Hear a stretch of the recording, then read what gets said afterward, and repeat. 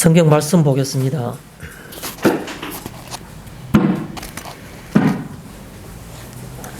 골로새서 4장 2절에서 6절까지입니다. 한 절씩 교독하도록 하겠습니다.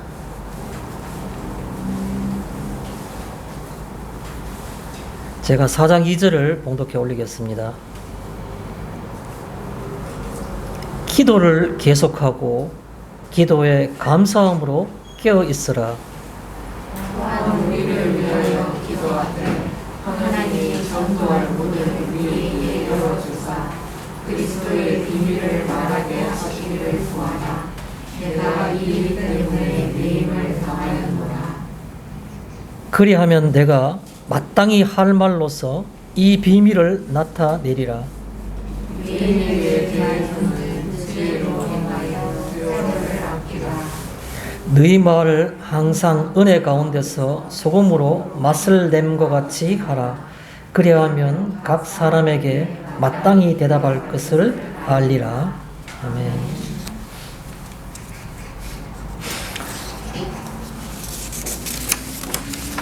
앞에 무화과나무가 잎이 다 떨어져서 앙상하게 가지만 있습니다. 그렇지만 죽은 것이 아니고 아직까지 살아있는 것이고, 제가 한 주나 두 주마다 죽지 않게 물을 조금씩 주고 있습니다. 때가 돼서 또 봄이 되면은 잎이 나고 또 그렇게 생명이 또 돋아오겠죠. 오늘은 우리가 오늘 방금 읽었던 골로새서 4장 2절에 제일 앞에 나오는 머리말에 나오는 그 표현을 말씀의 제목으로 잡았습니다. 기도를 계속하고, 그런 제목으로 이 말씀을 살펴보고자 합니다.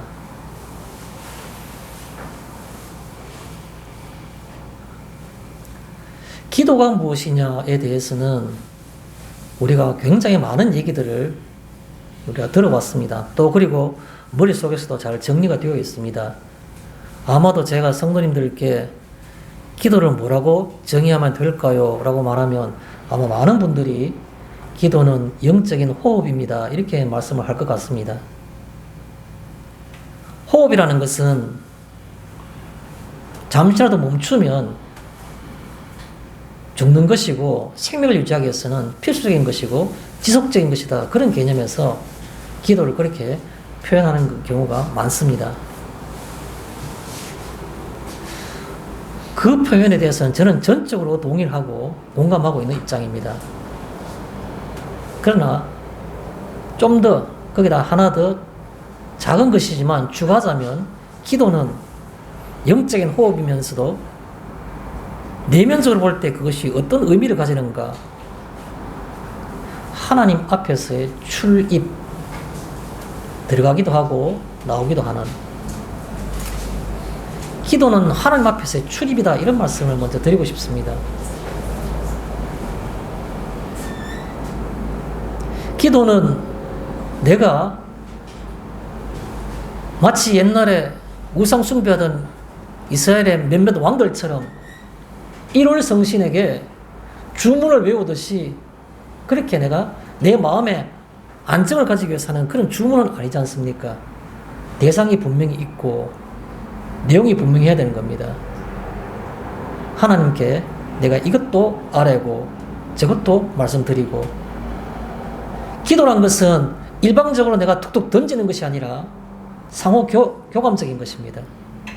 내가 한 말, 내가 한 간구, 그 내용에 대해서 또한 내가 기다리는 겁니다. 하나님이 어떤 모양으로 이것으로 내게 응답하실까? 이게 기도인 겁니다. 내가 일방적으로 들어가기도 하고 나오는 것이 아니라 하나님 앞에서 들어가기도 하고 나오기도 하고, 내가 하나님께 말씀을 드리고 하나님은 내게 반응하시고, 그것이 적극적으로 반응할 때도 있고 한 달 혹은 1년 후에 반응할 수도 있는 겁니다. 그러면 왜 그렇습니까? 알 수 없는 것이죠.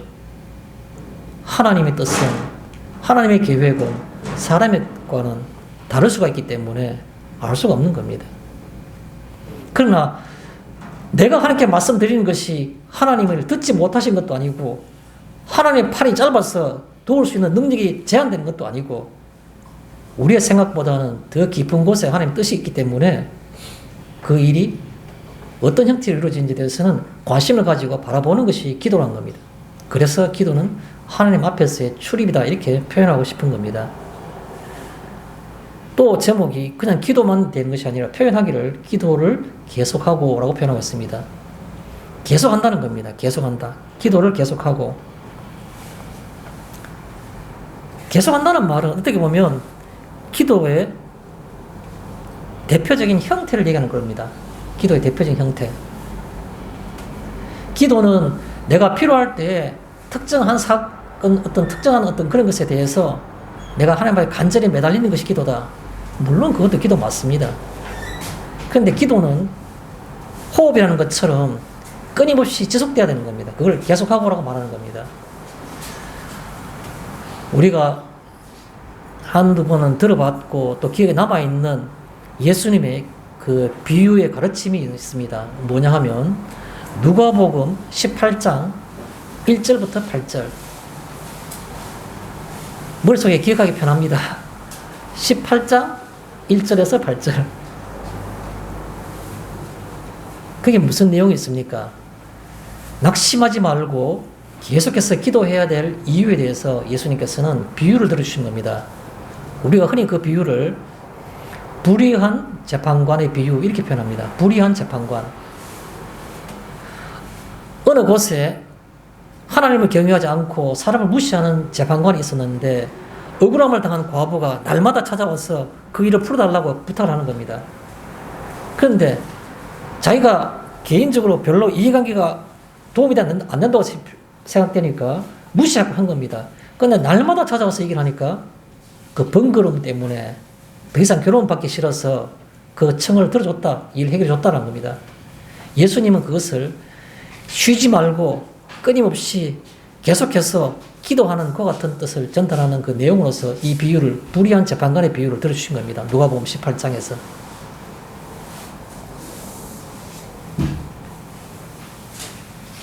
그런가 하면 기도를 우리가 끊임없이 해야 될 내용 중에서는 예수님께서는 산상복음 가운데 우리가 잘 아는 것, 누가 자식이 떡을 달라 하는데 돌을 주며 누가 생선을 달라 하는데 뱀을 주겠느냐. 너희가 악할지라도 자식에게는 좋은 것으로 줄 줄 알거든.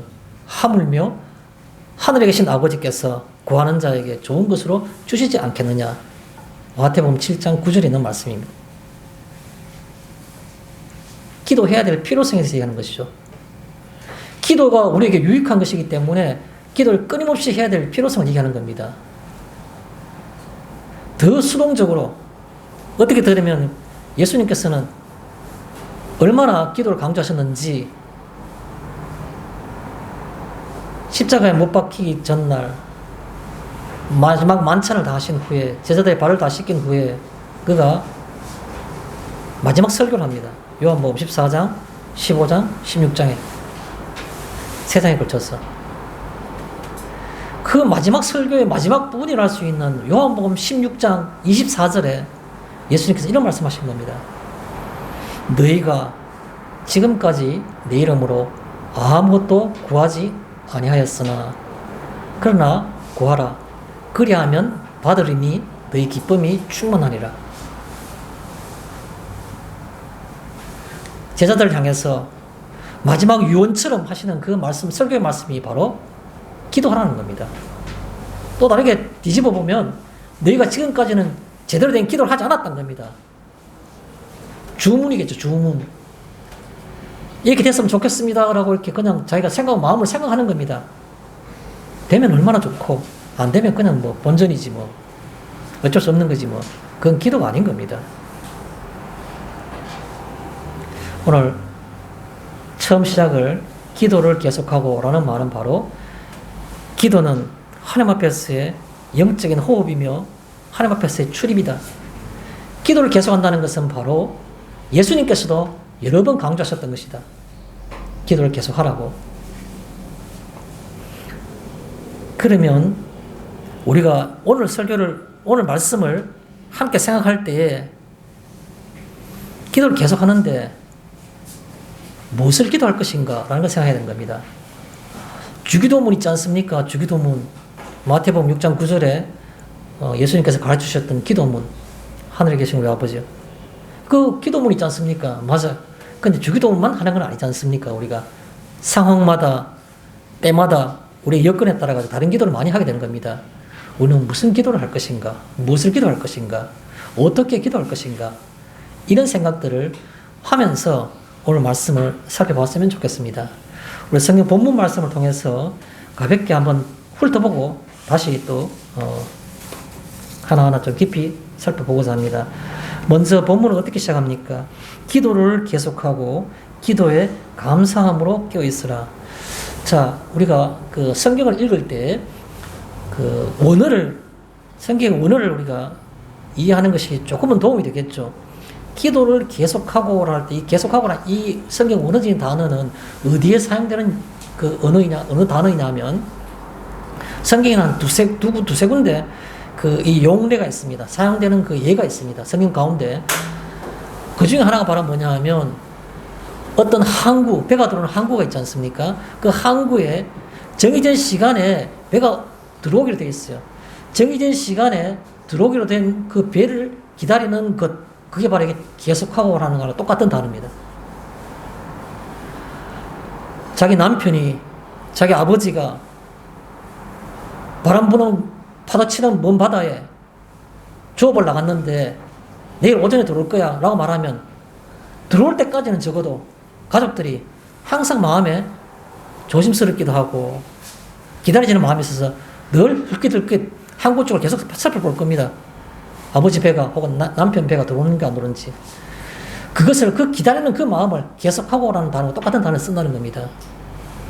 또 한 용례가 있는데 그게 바로 뭐냐 하면 평생 동안 해온 직업 혹은 또 평생 동안 해왔던 자기가 가치 있는 일이라고 생각했던 것들, 그것은 손에서 놓은 적이 한 번도 없는 겁니다. 그걸 가르쳐서 계속하고라고 말하는 겁니다. 계속하고. 기도는 어떻게 하는 겁니까? 여기에 써있는 단어의 용례를 보게 되면 날마다 하나님께서 이루어 주실 것을 내가 생각하면서 그걸 날마다 하나님을 향해 바라보는 겁니다. 항구에 배가 들어오는지를 내가 약속의 시간에 주님이 재림하시는 파루시아 재림하시는 것을 내가 기다리면서 그걸 늘 생각하면서 내가 항상 그 앞에 아뢰는 겁니다. 그거를 기도를 계속한다는 단어와 똑같이 쓴다는 겁니다. 또 하나는 내가 내 손에 굉장히 익숙한 어떤 것, 평생 동안 해왔던 것들, 직업인 것들, 30년 동안 했으면 어떤 그 분야의 장인이 되었겠죠. 눈을 감고 할 수 있을 것이고, 이것처럼 익숙한 게 바로 기도란 겁니다.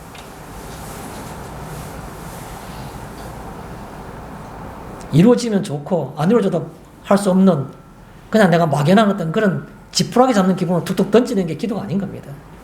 기도는 식사하는 것처럼 호흡하는 것처럼 내 손에 딱 뭔가 달라붙는 평생 동안 해온 그걸 가지고 기도를 계속하고라는 단어를 쓴다는 겁니다. 그 다음에 감사함으로 깨어있으라. 감사함으로 말씀드리겠습니다. 기도하는데 갑자기 왜 감사가 나오느냐? 뗄래야 뗄 수 없는 관계라는 그런 뜻이죠. 기도는 뭐부터 시작하는 겁니까? 감사함으로부터 시작하는 겁니다. 기도는 무엇으로 완성되는 겁니까? 감사함으로 완성되는 겁니다. 기도는 하나님께 하는 것입니다.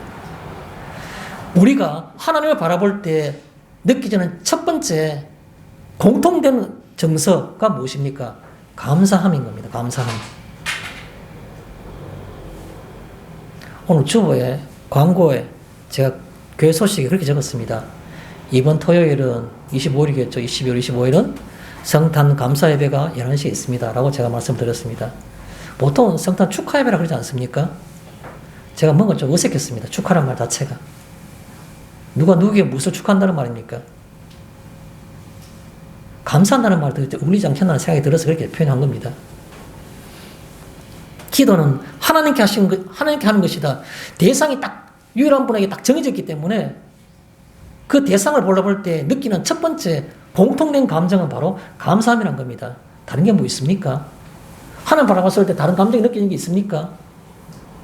피조물은 그저 첫 번째 느끼는 감정은 감사함인 겁니다. 그래서 기도할 때는 감사함으로부터 시작하는 겁니다. 감사함 속에서. 그런 다음에 이루어질 줄 믿으니까, 내게 기도할 수 있도록 해주셨으니까, 나를 이렇게 아뢰게 해주셨으니까 기도 끝마칠 때는 감사하면 끝나는 겁니다. 그래서 많은 분들이 예수님의 이름으로 감사하면서 기도드립니다, 이런 말씀을 많이 하지 않습니까? 기도 표현할 때. 그래서 기도는 감사로 시작하고 감사로 완성한다는 표현이 있는 겁니다. 그래서 이게 기도를 할 때 감사함으로, 그 다음에 뭡니까? 깨어있으라. 전혀 어울리지 않을 그 두 단어가 이렇게 같이 한 문장 속에 들어있는 겁니다. 깨어있으라. 깨어있는 것은, 기도는 대부분의 어떤 그 대상이 하나님을 향한 겁니다. 기도는 하나님을 향한 것인데, 깨어있는 것은 세상에 관한 것입니다. 세상에 대해서. 하나님께 대해서는 기도를 하되, 그 기도하는 것은 바로 다른 말로 표현하면 세상에 대해서는 깨어있어 있어야 되는 겁니다. 세상에 묻혀있다 하면 걱정하는 것이죠. 젊은 사람들은 특히 불안을 많이 느낄 때가 많습니다. 왜 불안합니까? 젊은이들의 공통점이 뭡니까? 미래에 대한 불확실성이 있기 때문에 그런 겁니다. 미래에 대한 불확실성. 마땅한 직업이 없는 사람들은, 나는 과연 내가 월급쟁이를 할 수 있고 월급을 받으면 이 사회에서 내가 돈을 벌 수 있을까라는 어떤 그런 막연한 불안감들. 자기보다 객관적으로 볼 때는 여러 가지가 좀 열악한 분들이 그냥 직장을 잘 가지고 있는데 나는 왜 이렇지? 이런 상황을 볼 때 앞으로도 그럴 수 있어 라는 어떤 불안감하고 불확실성하고는 아무 상관관계가 없는 겁니다. 불확실하면 다 불안해야 되는 겁니까? 아니지 않습니까?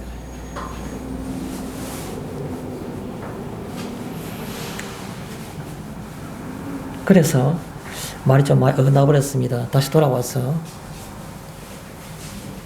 그냥 세상에 몽롱하게 취해 있는 겁니다. 세상 속에 불안해서 두렵고, 세상이 너무 거대해서 내 자신이 왜소하고, 나는 그냥 평생 이렇게 살다 가는 건가, 이런 생각들, 그 세상 앞에 어쩔 줄 몰라 하는 그런 모습들, 그걸 가리켜서 깨어있으라라고 말하는 겁니다. 그래서 깨어나라는 겁니다. 꿈을 꾸는 듯, 전혀 그 실체에 대해서는 알지 못하고 그 속에 취해 있는 듯, 술 취한 듯 취해 있는 듯, 그 속에서 깨어나서 본질을 보라는, 그게 바로 깨어있으라라는 말입니다. 세상의 본질이 무엇인지, 그 속에서 날마다 똑같은 일을 반복적으로 생활하면서 반복적인 삶을 지탱해 나가면서도 그 속에서 실망하고 불안해하고, 그거는 깨어있는 게 아닌 겁니다. 본질을 바르게 보면 아무것도 아님을 볼 수 있는 겁니다. 3절에 또한 우리를 위하여 기도하되, 바울과 그의 동역자들을 위해서 기도해달라는 건 얘기하고 있는 겁니다. 하나님이, 내용이 나옵니다. 전도할 문을 우리에게 열어주사, 바울이 전도를 잘할 수 있도록, 그 말이겠죠. 전도의 내용이 나온 겁니다. 그리스도의 비밀을 말하게 하시기를 구하라. 내가 전도하는데 전도가 잘할 수 있도록 우리를 위해서 기도해 주십시오 라고 바울은 권면하고 있는 겁니다. 내용이 나와요. 그리스도의 비밀을 말할 수 있도록 구하라. 그리스도의 비밀이 뭡니까? 뭔가 딱 한마디로 표현할 수는 없지만 대충 짐작은 가지 않습니까? 그리스도의 비밀. 제가 그냥 명쾌하게 정리를 해드리겠습니다. 그리스도의 비밀이라는 것은 바로 그리스도 안에 있는 하나님의 구원 계획, 그것을 우리는 그리스도의 비밀이라 말하는 겁니다. 우리가 그리스도의 비밀을 말하게 하시기를 구하라. 우리가 그리스도 안에는 하나님이 이방인들, 아브라함 자손이 아닌 사람들 구원하시는 계획이 있다, 이 말을 바울이 하고 싶은 겁니다. 바울이 평생 그를 감동시켰던, 꼭 붙잡고 평생 가고 싶었던 하나의 개념이 있었는데, 그 개념이 바로 뭐냐 하면 유대인이 아닌, 할례받지 못한, 율법이 없는 아브라함 자손이 아닌 그 사람들, 소위 이방인이죠. 유대인이 볼 때는 지옥의 불쏘시개, 그 이방인에게 대해서 하나님이 계획을 가지고 계신다는 겁니다. 무슨 계획이냐? 바로 구원하시는 계획을. 그 이방인은 바로 우리들인 겁니다. 재산도 별로 없고 변변찮고 비리비리한, 보잘것없는 것만 같이 보이는 그런 우리들에 대해서 구원 계획을 가지고 계시다는 그 자체가 바울이 충격을 받은 겁니다. 어떻게 이방인을 구원할 수 있느냐? 누가요? 그리스도가. 예수님이 그것 때문에 오셨다는 겁니다. 그래서 그리스도 안에 있는 하나님의 구원 계획, 더 상세히 말하면 이방인들에 대한 구원 계획, 그거를 그리스도의 비밀이라 말하는 겁니다. 그거를 말하게 하기 위해서 내가 전도할 거다. 그렇게 말하고 있는 겁니다. 내가 이 일 때문에 매임을 당하였노라. 지금 로마 옥중에 있지 않습니까? 바울이 현재 골로새서가 옥중 서신이니까. 이 일 때문에, 이 일은 뭐겠습니까? 다 알지 않습니까? 전도하는 일이지 않습니까? 또 구체적으로 마치 정의처럼 정리해 보십시오. 이 일이란 말은 바로 뭐냐 하면, 비밀을 알게 하려는 사도적인 행위. 자기가 알고 있는, 정말 숨겨놓고 있으니 가슴이 터질 것만 같은 이 비밀을 알게 하려는, 딴 사람에게 전해주려는 그런 사도적인 행위, 그거를 가리켜서 이 일이라고 하는 겁니다. 이 일.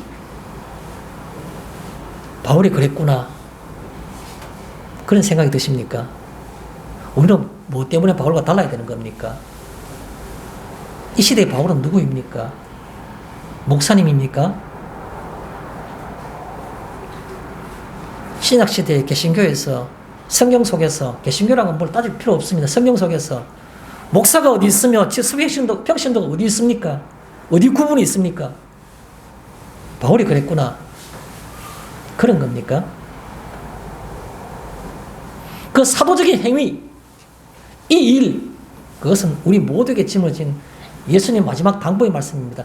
너희는 땅끝까지 이르러 내 증인이 되라라고 말씀하신, 성천하시면서 마지막에 그를 쳐다보고 있는 사람을 향해서 구름에 올라가시면서 말씀하신 마지막에 유언의 말씀이 그거지 않습니까? 지상명령. 누구에게 한 겁니까? 앞으로 목회자가 될 사람들을, 앞으로 호칭을 전도사라 하는 사람들은 그렇게 말한 겁니까? 아니요. 듣고 있는 모든 무리를 향해서 너희는, 나는 괜찮다가 어디서 나온 그 이론입니까? 나는 아까 어려서 30년, 50년 산 인생이 어린 겁니까?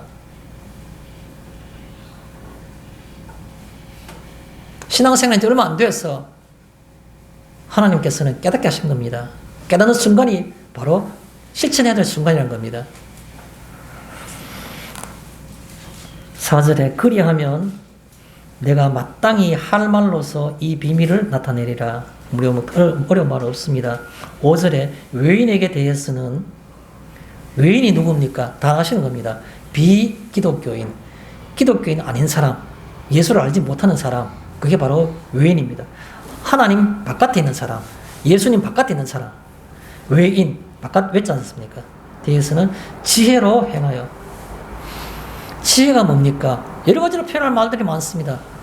그러나 제가 그냥 시원시원하게 정리해 드리겠습니다. 지혜가 뭡니까? 하나님의 뜻에 대한 지식. 하나님 뜻에 대한 우리 지식을 우리는 지혜라 말하는 겁니다. 참된 지혜라는 것은 하나님 뜻에 대한 지식. 세상에 관한 지식도 있을 수 있겠죠. 그러나 하나님 뜻에 관한 지식을 우리는 지혜라 말하는 겁니다. 지혜. 하나님은 무엇을 기뻐하시는가? 하나님은 내게 오늘 이 시간 무엇을 바라시는가? 이게 지혜인 겁니다. 하나님 뜻에 대한 지식, 그것을 찾는 겁니다. 가장 핵심적이고 직접적인 표현은 그렇게 되고, 좀 더 넓은 의미에서 폭을 넓히면 지혜란 것은 예수 그리스도에 대한 내 생각 혹은 예수 그리스도에 대한 내 행위, 이런 것들도 넓은 뜻에서는 지혜가 될 수 있는 겁니다. 어쨌든 간 여기에 외인에 대해서는 지혜로 행하여 하나님의 뜻을 생각하고 그것을 크리스찬이 아닌 사람들을 대하고, 예수님이 내게 어떤 존재인 걸 내가 생각하면서 또 비기독교인들을 대하고, 그런 뜻이 되는 겁니다. 지혜로 행하여. 세월을 아끼라. 세월을 아끼라는 말은 굉장히 많이 들었습니다. 우리가 세월을 아끼라. 시간을 귀중하게 써라는 말씀이죠. 직역해 보겠습니다. 원래 세월을 아끼라는 이 성경 원어적인, 헬라어적인 그 내용을 직역하게 되면 이런 말이 되는 겁니다. 시간의 가치를 지불하라. 시간의 가치를 사라. 돈을 주고 사라는 겁니다.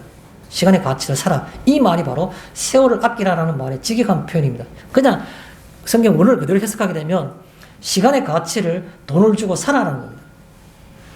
왜 그런 표현이 있습니까? 우리가 돈을 내고 뭘 살 때에는 그만한 가치가 있는 것이라 해야지 살 수 있는 거 사야 되는 겁니다. 근데 우리는 시간을 그렇게 가치 있게 보는 겁니까? 세상 사람들 가운데서도 시간은 돈이다. Time is money라는 그런 그 격언이 있지 않습니까? 그런데 그것이 다 성경 속에서 따라와도 볼 수 있는 겁니다. 시간의 가치를 돈을 주고 살아라는 말이 바로 세월을 아끼라는 겁니다. 내 호주머니에 있는 돈 10만 원이 아깝잖아요. 그걸 가지고 단 10분이라도 시간을 돈 주고 사는 겁니다. 10분의 가치가 10만 원이라면 살만한 가치가 있다는 뜻입니다. 세월을 아끼라는 말은 그만큼 시간을 귀중하게 생각하는 겁니다. 또 다르게 표현하게 되면 한 두 가지를 더 말씀드리겠습니다. 세월을 아끼라는 말은 시간의 가치를 돈을 주고 사라, 지불하라 라는 말도 되고, 또 하나는 시간이 길어지도록 하라, 시간이 많아지도록 하라, 이런 표현도 되는 겁니다. 그 직역하게 되면 시간이 많아지도록 하라. 눈 깜빡하니까 1년이 지나갔네. 그거는 시간이 많아지는 게 아닌 겁니다. 제가 언젠가 TV에서, 제가 TV 거의 안 보는데, 말씀드리고 TV 많이 보는 줄 알았는데, 1년에 가봐도 TV 틀어놓고 보는 거, 스포츠 중계하는 거 빼고 나면 뭐 그런 것도 가끔 보는 거지만, 나머지는 1년 다 합해도 10시간도 안 될 겁니다, 아마. 그런데, 그게 어떤 프로그램을 보니까 10살짜리 여자아이가 나와서, 예능인하고 연예인하고 이렇게 대화를 하는 겁니다. 근데 그 아이가 걸작인 게, 10살짜리 아이가 하는 말이, 요즘 그래 뭘 생각하냐 했더니, 탁 쳐다보다 하는 말이, 시간이 정말 안 가요. 10살 인생을 경험을 되돌아보니까 시간이 너무 안 간다는 겁니다, 지금. 5월 달에 촬영했는데, 아직까지도 4월 시작한 지 얼마, 좀 오래됐는데, 아직까지도 5월도 제대로 안 되고, 아직까지 계속 4월이란 겁니다. 시간이 너무 안 가요, 그래. 어떻게 보면 그것은 세월을 아끼는 거, 본인이 의도한 것은 아니지만 그런 것이 그런 것 같은 표현 아니겠나. 시간을 길게 하라. 시간이 많아지도록 하라. 시간이 길어지도록 하라. 이게 바로 세월을 아끼라는 말의 표현이 되는 겁니다. 그리고 또 한 가지 표현한다 그러면, 세월을 아끼라는 말은 세월이 가치를 가지게 하라라는 뜻입니다. 내가 지나온 시간의 흔적들이 내 어제의 삶과 작년의 삶과 올해 지나온 시간들이 가치를 가지게 하는 것, 그걸 세월을 아끼라라고 표현한다는 겁니다. 세월 그 자체가 가치를 가지도록 우리가 돌아봅시다. 1년 동안 살아온 흔적들 속에서 내가 걸어왔는 내 발자국마다 그 속에서 가치가 있는 것이 얼마나 있는지 한번 돌아보는 시간이 되지 않겠습니까? 필요 없는 얘기일지 모르겠습니다만, 미리 말씀을 드리면, 작년에도 그렇듯이 올해도 우리 교회에서는 송구 영신 예배를 드리지 않을 생각입니다. 혹시 송구 영신 예배가 되게 큰 은혜입니다라고 생각하시는 분들은 집 가까운 교회에 가셔서 송구 영신 예배 참석하시면 좋겠습니다. 사람마다 생각이 다르기 때문에 어느 사람이 맞고 어느 사람이 틀리다 말할 수 없습니다. 그래서 다른 분들도 교인들 생각하시는 것들 저는 더 존중하고 싶고 그것도 좋다고 생각합니다. 예를 들어서 적어도 해가 바뀌면 첫 시간, 첫 순간만이라도 내가 하나님 이름을 내야 먼저 부르고 싶다. 그런 생각을 하시는 것이 아름다운 생각일 수 있습니다. 그걸 존중하고 싶어요. 그러나 제 생각에는 그것도 물론 좋은데 또 다른 생각도 하고 싶은 겁니다. 그것만이 생각하는 것이 아니라, 지구가 있는데, 태양이 있는데, 이 혹성이 태양 주위를 지고 돌아가고 있는 겁니다. 큰 타원형의 궤도를 그리고 있을 때 어느 지점이 기준점입니까? 없습니다. 그냥 연속되는 큰 타원형일 것뿐입니다. 사람이 달력을 만들어서 이 지점이 한 해 시작이다 시작했으니 그때부터 헤아린 것뿐인 겁니다. 그 지점에 특별한 위치가 있는 거 아닌 겁니다. 연결된 겁니다. 저는 연결됐다는 그 얘기를 하고 싶은 겁니다. 신앙의 삶 속에서 언제부터 결심하고 언제부터 결심이 약해져야 되는 겁니까? 1년 360일 똑같아야 되는 겁니다. 어느 순간에 내가 결심이 막 강해가지고 막 속에서 신앙이 막 솟아오르고 하나님에 대한 사랑이 막 끌어 넘치고 어느 시간 되면 2달의 세월 지나고 나면 좀 식어야 되고 그런 게 어디 있습니까? 이날도 어제와 같고 어제도 내일과 같고 동등한 것 하나님 앞에 삶 그 가치 시간은 똑같기 때문에 그래서 그런 것을 의식하기 위해서 저는 송구 영신 예배를 별로 그렇게 뭐 꼭 드려야 한다는 생각이 별로 안 드는 겁니다. 왜요? 모든 시간이 동일하다. 모든 날은 송구 영신 예배 드리는 것처럼 첫날처럼 생각하라. 그 뜻인 겁니다. 굳이 기준을 잡아라 그러면 물론 이건 제 혼자만 생각이기 때문에 딴 사람이 적응시킬 생각은 없습니다만 뭐 부활절 정도 그냥 상징적으로 어제 내가 죽었던 내가 오늘 주님의 은혜로 살아났으니까 뭐 이런 생각을 하면서 부활절 정도를 기준을 잡으면 뭐 그것도 뭐 우리가 성령이나 이렇게 뭐 후주라든지 찬송가들이 한 곡만 늘 매주마다 바뀌어 나머지 앞뒤로 계속 있지 않습니까? 계속 하면 좀 어떨까? 은혜 된다면 뭐 10년도 하면 어떡해요? 그러나 가끔은 부활절 정도에서 바꾸면 어떨까? 뭐 이런 생각도 가끔 해봐요. 그래서 굳이 기준이 있다면 이라고 생각하는데 그렇지 않고는 별로 기준을 생각하고 싶은 생각이 없습니다. 우리 아버지는 제가 기억하건대 한 번도 새벽 기도를 빠지는 걸 본 적이 없습니다. 눈이 오나 비가 오나 여름이나 겨울이나 감기가 들었으나 뭐 할 때나 제 기억에 아마 뭐 한두 번 빠졌을지 모르겠죠. 절대적으로는 제 기억에는 없습니다. 적어도 우리 어머니도 거의 비슷했고 아버지가 일어나서 새끼도 갈 때 저는 본 적이 없는데 우리 가족들 중에서 형제 중에서 그런 말 하더라는 걸 들은 적이 있습니다. 아버지가 일어났는데 아이가 잠을 깼어요. 깨가지고 아버지 어디 가세요? 라고 뭐 말했겠죠. 뭐 그때 뭐 그냥 막 새끼도 가세요. 이렇게 말했겠죠. 뭐 들으면서 물으니까 우리 아버지가 말도 안 이러시더라는 겁니다. 어릴 때 기억에 그렇더라는 걸 얘기를 들었어요. 이게 무슨 말입니까? 내가 오늘 일어나서 내 첫 마디가 교회에 가서 하나님 아버지 이 말 하고 싶다. 그런 뜻이겠죠. 자식이 얘기하는데도 그 대답조차 하기 싫어하는 뭔가 깊이 하려는 첫 순간, 첫 시간 거기다 의미를 부여하고 싶다는 그런 생각이 들었겠죠. 사람마다 모든 생각을 저는 존중하고 싶습니다. 여러분들도 마찬가지로 뭐 어느 순간을 잡아서 의미 있다고 보여도 저는 다 귀하다고 생각하는 거기 때문에 나쁘다고 생각하지 않습니다. 오해 없으시길 바랍니다. 돌아가겠습니다. 세월을 아끼라는 말은 시간에 의미를 부여하고 세월이 가치를 가지게 하는 그런 말이 된다는 겁니다. 6절에 너희 말을 항상 은혜 가운데서 소금으로 맛을 낸 것 같이 하라. 너희 말이란 말은 성도들끼리 하는 말을 얘기하는 것은 아니고 여기서 복음을 증거하기 위해서 비밀을 말하기 위해서 말을 할 때에는 항상 은혜 가운데서란 말을 씁니까? 내가 무자격한 내가 이제 내가 귀한 존재가 되었으니까 그래서 그 생각하면서 상대방도 귀하게 여기란 말이 되겠죠. 그래서 너희 말을 항상 은혜 가운데서 너희 은혜 받은 대로 그거 생각하면서 내뱉으라는 겁니다. 마치 무시하고 멸시하는 것처럼 그렇게 말하지 말고 그리하면 각 사람에게 마땅히 대답할 것을 알리라. 그러면 어떻게 증거를 할까? 내가 어떻게 전파할까? 이 복음을 다 우습게 생각하는데 그런 거 안 해도 된다는 겁니다. 은혜 가운데에서 내가 하게 되면 그것이 증가하는 것이 편안하게 이루어진다. 그런 말씀이겠죠. 제가 질문을 던지면서 좀 더 몇 가지 대해서 깊이 말씀드리겠습니다. 여러분 성도님들은 성도로서 삶의 우선적 가치와 지향점은 있으십니까? 묻고 싶은 겁니다. 다른 건 잘 모르겠는데 내가 성도라는 내 어떤 신분으로 생각해 볼 때 그 신분에 맞는 그런 어떤 그 가치 이거를 내가 좀 갖고 싶다. 이건 내가 뭔가 유지하고 싶다라는 그 삶의 가치. 그렇지 않아요. 이건 추구하고 싶다라는 지향점. 그런 것은 있으십니까? 라고 묻는 겁니다. 왜 묻습니까? 제가 하나 더 붙이면 이해가 되실 겁니다. 사도 바울은 있었겠습니까?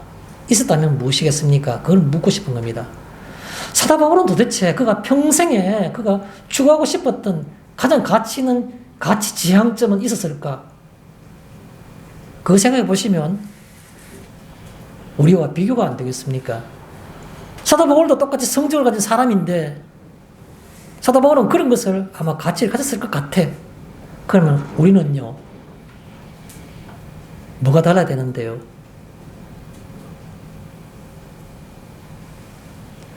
저희들은 믿음이 어리지 않습니까?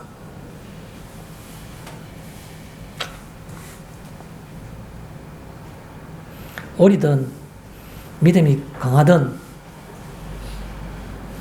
성경은 그렇게 말하고 있는 겁니다. 무엇을 추구하라고. 자, 본론적으로 몇 가지 말씀드리겠습니다. 2절에 기도를 계속하고 라는 말. 제가 기도 계속에 대해서 좀 충분히 제목에서 말씀을 드렸기 때문에 몇 가지만 추가하겠습니다. 기도를 계속해야 될 이유가 뭡니까? 약속에 대한 믿음으로, 약속에 대한 믿음인 겁니다. 예수님이 재림하지 않으신다면, 예수님의 재림이 없다면, 바울의 표현은 그대로 빌리자면 우리는 세상에서 가장 불쌍한 사람인 겁니다. 이 바람 불고 추운 날, 들썩거리는 소음 가운데에서 굳이 우리가 앉아서 예배를 드릴 필요가 있냐? 불쌍한 사람이고 제일 불쌍한 사람. 쉽게 말해서. 무엇 때문에요? 약속에 대한 믿음 때문에 우리는 신앙생활을 하는 것이며 우리가 기도를 하는 겁니다. 그 약속에 대한 믿음. 우리는 그 약속에 대한 믿음이 다 있지 않습니까? 공통적으로. 또요, 기도를 계속하고라는 말에 생각하고 싶은 개념은 살아있다면, 우리의 믿음이 정말 살아있는 믿음이라면 많은 성경에 있는 그 성경 감동을 받아서 성경 기록한 기록자들이 항상 죽은 믿음에 대해서 많이 말했습니다. 여기까지. 우리의 믿음이 살아있다면요. 그러면 기도를 계속할 수밖에 없는 겁니다. 살아있기 때문에. 또요. 기도는 뭡니까? 신비한 연합이. 어떻게 피조물인 사람이 창조해 주신 하나님과 교통하며 교제할 수 있습니까? 그 하나님과의 그 교제를 우리가 신비한 연합이라 말하는데 뭘 통해 하는 겁니까? 기도를 통해서. 기도를 계속함으로. 우리가, 피조물이 창조주와 만나는 겁니다. 기도를 통해서. 그래서 기도를 계속하는 겁니다. 신비한 연합으로. 또 하나 더 말하자면 유일한 도구가 하나님과 신비한 연합을 하며 그와 교통하며 그와 교제하며 그와 대화를 나누는 방법은 기도밖에 없는 겁니다. 어디로 가겠습니까? 높은 산에 올라가서 하늘을 바라볼 겁니까? 어디 가야 되겠습니까? 천년 묵은 큰 나무 앞에 가면 신을 만날 수 있는 겁니까? 기도 이외에는 창조주를 만날 수가 없는 겁니다. 그래서 유일한 도구가 되기 때문에 기도를 계속하는 겁니다. 2절에 기도에 감사함으로라는 표현이 있습니다. 기도할 때 왜 감사합니까? 기도는 하나님을 향하는 기도이기 때문에 하나님을 대할 때 우리 느끼는 공통된 그 정서가 감사합니다. 그래서 기도에 감사함이라는 말씀을 드렸습니다. 추가적으로 몇 개 더 드린다면 그리스도 안에 평강을, 아마도 예수를 믿고 난 다음에 개인적으로 내가 정말 그 예수님을 통해서 그리스도께서 주시는, 내게 구주이기 때문에 내게 주시는 그 평강을 한 번도 느껴본 적이 없다. 개인적인 체험이 없다. 만약에 이런 성도들 가운데 그런 분이 계시다면 정말 저는 대단하다고 생각합니다. 그 평강에 대한 체험이 없이 어떻게 신앙생활을 이렇게 계속할 수 있습니까? 누구에게도 설명할 수 없는 나만이 아는 정말 이 엄청난 평강, 이걸 내가 경험했다. 그 평강 때문에 이 믿음에 도움이 되는 거 아닙니까? 그것도 없이 내가 교회 나온 것이 복받을 것 같다 생각해서 계속 나온다. 그 대단한 겁니다. 제가 말해서. 나보다 낫지만은 어떻게 보면 참 불쌍하기도 하고 어떻게 보면 너무 힘들 것 같다는 생각도 듭니다. 감사는 어떻게 하는 겁니까? 그리스도 안의 평강을 통해서 내가 저절로 감사가 나오는 겁니다. 하나님 아버지 감사합니다라고. 그리스도의 평강을 느끼기, 그걸 감사하는 겁니다. 또요, 기도의 감사를 어떻게 하는 겁니까? 그리스도 안에 소망을 보기 때문에 그런 겁니다. 주님께서 내가 다시 오겠다고 말씀하셨으니까, 그 소망이 있으니까, 내가 그 소망 안에 대상이 되니까 감사하는 겁니다. 세상에 나보다 훌륭하고, 인물 좋고, 성격 좋고, 집안 좋고, 여건 좋은 사람들이 어디 한두 명입니까? 그런데도 불구하고, 하나님께서는 내가 원한 것이 아니라 하나님이 먼저 원하셔서 그리스도를 알게 하시고 내게 소망을 주신 겁니다. 그거 생각하니까 감사한 겁니다. 내가 그 대상이니까. 소망이 있기 때문에 감사한 겁니다. 또요, 기도할 때 왜 감사한 겁니까? 그리스도 안에 빛 때문에. 옛날에 그리스의 어느 철학가는 낮에 등불을 들고 다니면서 세상이 어두워서 못 보겠다고, 너무 컴컴하다고 등불을 들었다고는 상징적인 그런 그 얘기가 일화가 있지 않습니까? 여러분, 빛이 어디 있습니까? 빛은 그리스도 안에만 있는 겁니다. 세상이 어두워서 답답하고 괴롭고 힘들고 희망이 없고 반복되는 좌절감 속에 있을 때 유일하게 비치는 빛, 밝은 것이 있는데 그건 바로 그리스도 안에만 있더란 겁니다. 그래서 기도의 감사함으로 하는 말은 그리스도 안에 빛이 있으므로, 내가 볼 수 있는 빛이, 유일한 밝음이 그 속에만 있기 때문에, 그래서 내가 감사한다는 겁니다. 기도할 때 감사함으로. 그 다음에 2절에 보면 깨어있으라. 깨어있으란 말은 제가 전에 설명했습니다. 세상에 대해서 깨어있어야 되는 겁니다. 예수님 하신 말씀 있죠. 너희가 한시도 깨어있을 수 없느냐. 겟세마네 동산에서 예수님은 곧 잡혀가야 될, 십자가를 지어야 될 그 앞에 마지막 날 밤 땀을 피하고 철리면서 거기에 엎드려 기도하는데 베드로와 요한과 야곱 세 제자는 계속 잠을 잤는 겁니다. 깨어있으라. 계속 몇 번 예수님께 말씀하신 거죠. 세상에 대해서 혹은 세상의 실체에 대해서 깨어있어야 되는 겁니다. 세상이 보암직도 하고 하와가 선악과를 보는 것처럼 보암직도 하고 먹음직도 하는 겁니다. 세상에 보면 안목의 정욕, 너무너무 즐거워 보여요. 나도 그 안에 끼고 싶어요. 또 그렇게 하자고 권유하는 사람이 많아요. 같이 내가 함께 하지 못하면 나 혼자 이상한 사람 돼요. 그런데 세상의 실체를 보고 그 속에 대해서 끼어 있어야 되는 겁니다. 실체에 대해서. 그 다음에 또 끼어 있으란 말은 마지막 한 가지만 더 추가한다면 무의미한 시간들에 대해. 나는 열심히 산다고 하지만 어떻게 보면 아무 생각 없이 사는 시간들이 많을 겁니다. 무의미한 시간들에 대해서 생각하지 않으면 깨어있지 못한 겁니다. 무의미한 시간들에 대해서 이거는 무의미하구나라는 걸 알아야 되는 겁니다. 그래서 무의미한 시간들에 대해서 깨어있으라는 말이 되는 겁니다.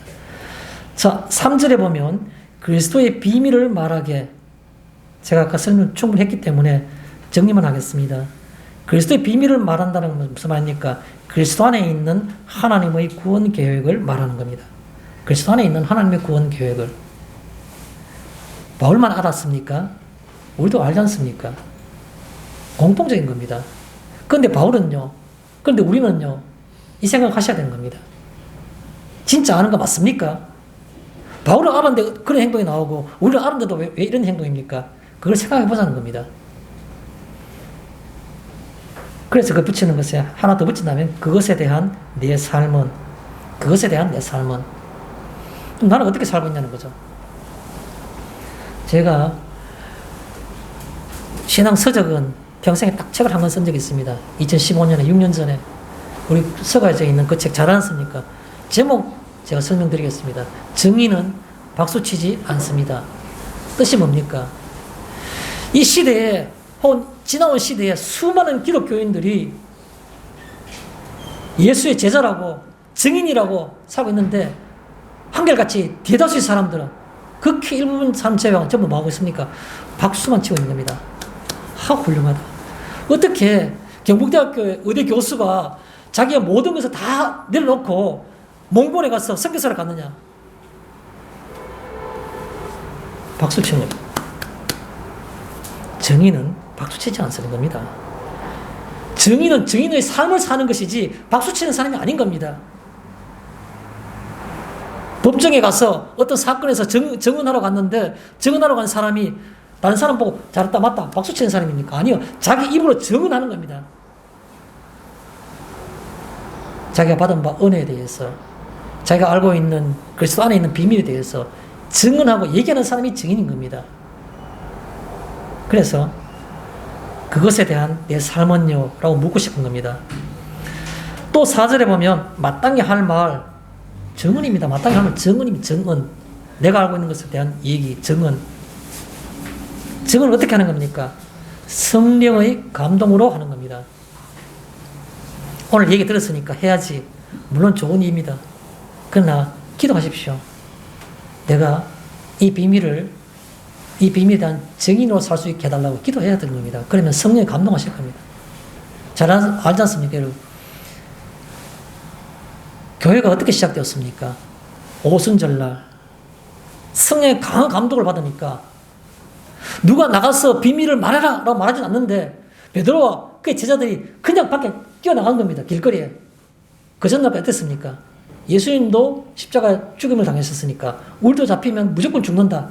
문을 꽁꽁 잠그고 딱 숨어 있었습니다.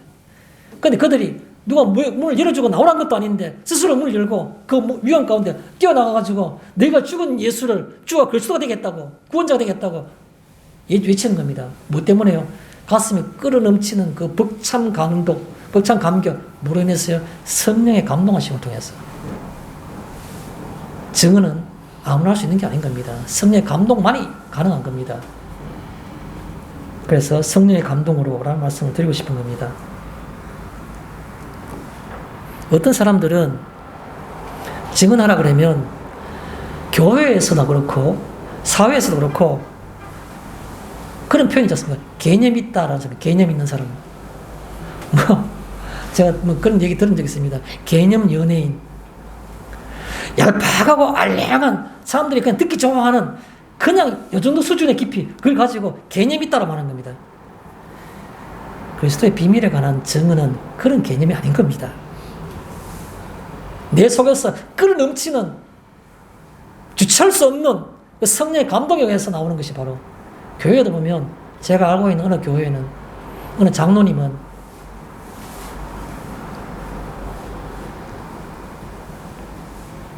교회 중직인데 장로님이니까 사회적으로도 굉장히 존경받는 그런 직장을 갖고 있습니다. 교회에서는 점잖게 비평하는 겁니다. 이래서는 안 되고 저래서는 안 되고 목사는 이렇게 되고 뭐 교회는 이렇게 되고 돈 재정은 어떻게 되고 어떻게 되고 사사건건이 다른 사람 보면 개념 있는 것 같아 보이는데 제가 볼 때는 전혀 성경적이지 않는 제 생각하고 다르다는 것이 아니라 전혀 성경적이지 않는 것을 마치 성경적인 것처럼 자기만 똑똑하게 개념 있는 것처럼 얘기가 되는 겁니다. 그런 것은 내 할 말이 아닌 겁니다. 마땅히 할 말이 아닌 겁니다. 자, 그 다음에 5절에 보니까 외인에 대해서는 라는 표현이 있습니다. 외인에 대해서는 외인은 어떻게 보는 겁니까? 비기독교인은 어떻게 됩니까? 비밀을 전할 대상일 뿐인 겁니다. 비밀을 전할 대상일 뿐. 그 생각하셔야 되는 겁니다. 내가 안 믿는 사람이 내 주위에 있으면 그냥 그 사람에 대해서 볼 때마다 늘 마음에 내가 알고 있는 그리스도의 비밀을 전해줄 대상이라고만 생각하는 겁니다. 그 생각이 들어야 된다. 그렇죠? 그게 중요한 개념입니다. 그냥 내 친구구나. 그래, 너는 너대로 살고 나는 내 양식대로 살자. 그게 아니란 겁니다.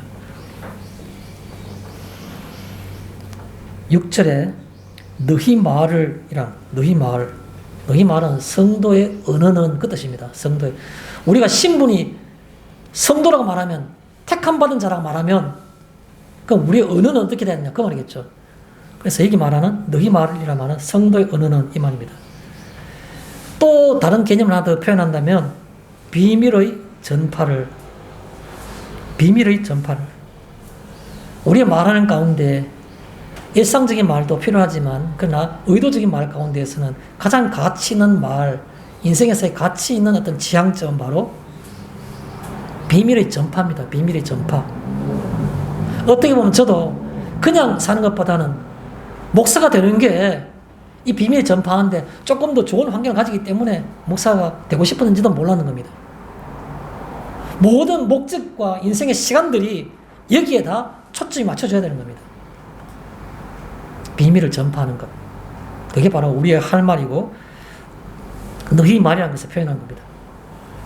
또 성경에 6절에 보니까 이렇게 표현했습니다. 그냥 말한 게 아니라 소금처럼 소금이 맛을 내는 것 같이 이렇게 표현하고 있습니다. 소금처럼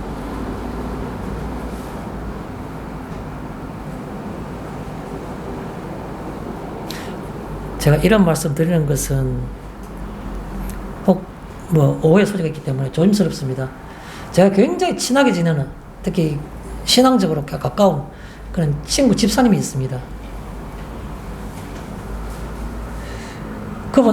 그분과 그분 아내가 있는데 나이는 다 저 비슷한 또래들입니다. 최근에 제가 전화 통화를 했습니다. 한두 달 전부터 우리 교회 동영상을 제가 따로 한 몇 분에게 보내드리고 있습니다. 꼭 본답니다. 목사님, 제가 아침, 저녁으로 2개씩 봐요. 공책에다 빽빽하게 적어놔요. 근데 그 집사님과 그 아내 되는 분들은 제가 안 지가 수십 년이 지났습니다. 적어도 한 30년 이상 지났겠지. 한 30년 이상 될 것 같아요. 친한 친구고, 같이 살아온 지 오래됐는데, 마치 선지자가 고향에서 존경을 못 받는 것처럼 들을 게 뭐 있겠습니까? 다 아는 얘기들인데. 그래서 제가 마음이 굉장히 좀, 뭐랄까요, 힘이 되었습니다. 그래. 어떤 사람에게도 신앙에 유익이 되었다면, 이보다 더 가치 있는 일이 어디 있겠느냐라는 생각을 해본 겁니다. 소금처럼은 뭡니까? 소금처럼. 누구에게도 유익을 줄 수 있어야 되는 겁니다. 맛을 낼 수도 있고, 부패하지 않게도 하고, 우리가 전하는 말들이 다른 사람에게는 소금처럼 그렇게 역할할 수 있는 것이 되었으면 좋겠다는 생각을 해보는 겁니다. 그 말씀 드리고 싶은 겁니다. 다음에 6절에 보니까 은혜 가운데에서 우리가 은혜를 받았지 않습니까? 은혜 가운데서는 말을 우리가 다 아는데 다시 정리해보면 은혜의 감격으로 내가 처음 신앙에 뜨거운 거 있었는데 지금은 세월이 오래 지나다 보니까 그게 조금 약해졌어요. 미지근해졌어요. 그럴 수 있죠. 인간이니까. 그런데 다시 돌아가는 겁니다. 은혜의 감격으로. 제가 다시 또 다른 표현 하나 해볼게요. 진리에 대한 울림으로. 뜨거운 물체에 가까이 갔을 때 뜨거워졌지만 멀어지니까 식고 차가워졌습니다. 그런데요, 그것과는 달리 진리라는 것이 있는데 진리가 쿵 하고 이게 큰 진동이 있었는 겁니다. 제 인생 가운데, 여러분의 인생 가운데 그 진동은 어떻게 됩니까? 떨림이 있고 울림이 있는 겁니다.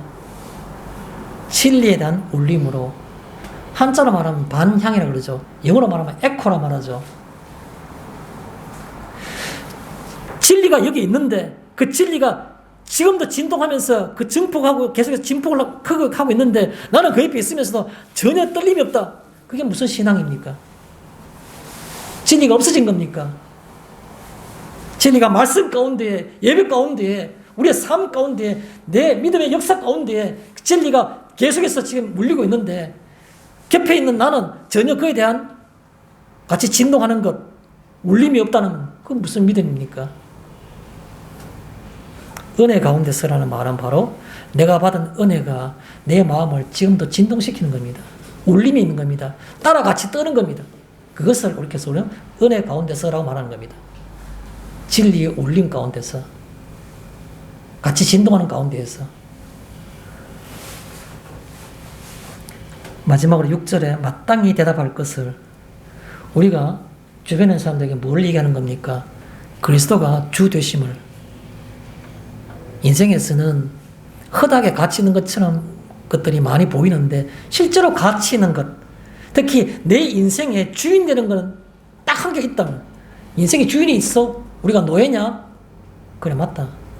우리는 노예와 같은 신분이고 우리의 인생에는 주인이 따로 있는 거다. 그게 바로 우리를 구원할 구원자 예수란 겁니다. 그게 바로 우리가 마땅히 대답할 겁니다. 그리스도가 주 되심을.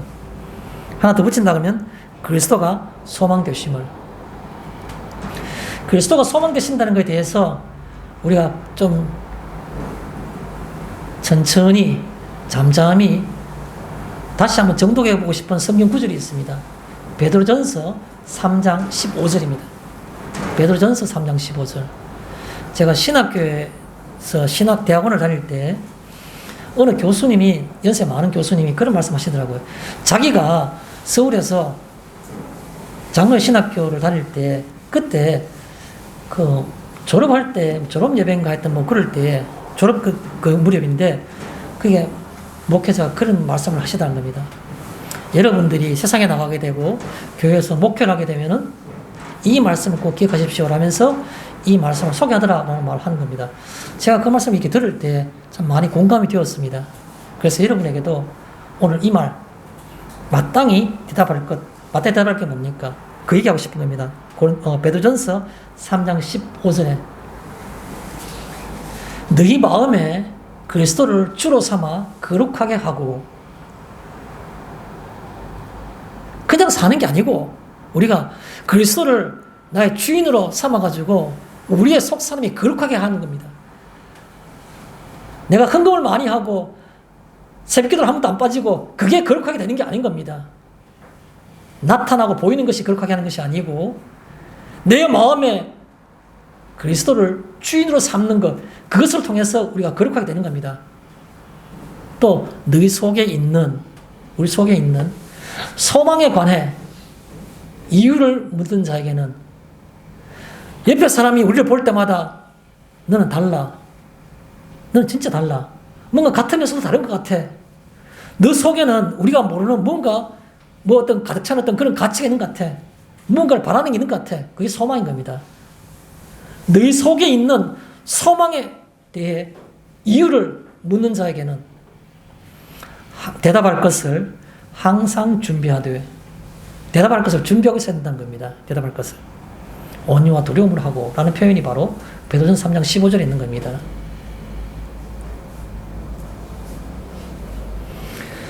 말씀을 정리하고 맺겠습니다.